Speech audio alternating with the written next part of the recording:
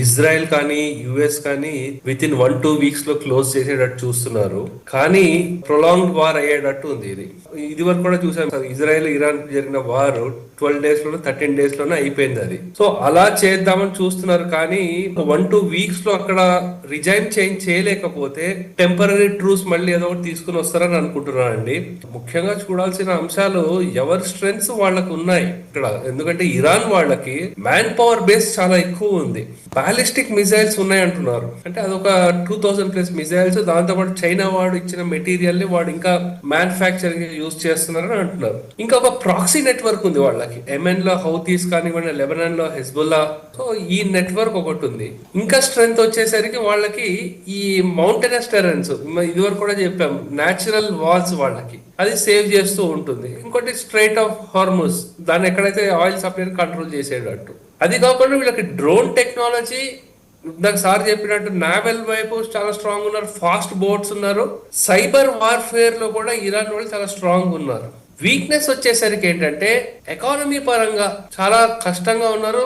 ఎప్పుడైతే ఈ economy week అవుతుందో ఇంటర్నల్ అన్రెస్ట్ మొదలవుతుంది. అండ్ వీళ్ళ ఎకానమీ అంతా ఆయిల్ మీదే డిపెండ్ అయి ఉంది. ఇది వీళ్ళ వీక్నెస్ అండి.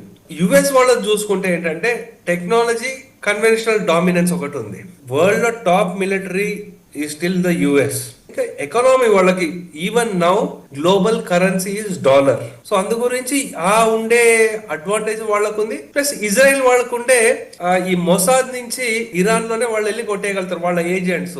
ఆ స్ట్రెంగ్స్ కూడా బాగా ఉన్నాయి. కానీ వీళ్ళ వీక్నెస్ ఏంటంటే ఎస్పెషల్లీ యుఎస్ దగ్గరకు వచ్చేసరికి ఎకానమీ కూడా వాళ్ళ షేకీగా ఉంది. ఎన్ని రోజులు దీన్ని సస్టైన్ చేయగలుగుతారు అన్న అంశం కూడా అదొకటైతే, ఇంకోటి ఇది రంజాన్ నెల కాబట్టి షియా సున్నీలు వీళ్ళందరూ ఏకం అవ్వచ్చా అనేది కూడా ఒక థ్రెట్ గా మనం చూడొచ్చు. ఎందుకంటే చెప్పలేము, అది లాస్ట్ మూమెంట్ లో ఎలాగైనా తిరగచ్చు. అందు గురించే చుట్టుపక్కల ఉండే వీళ్ళ బేసెస్ అన్ని ఏవైతే ఉన్నాయండి, వాళ్ళు ఖతార్ కానీ వీళ్ళందరూ న్యూట్రల్ గా ఉన్నాము, వారిని ఆపడానికి ట్రై చేస్తున్నాం అవన్నీ చెప్తున్నారు. కానీ Iran is very very clear. ఎవరెవరి బేస్ నుంచి వాళ్ళు యూజ్ చేసుకుంటారో వాళ్ళ మీద అటాక్ చేసి తీరుతామని చెప్పారు.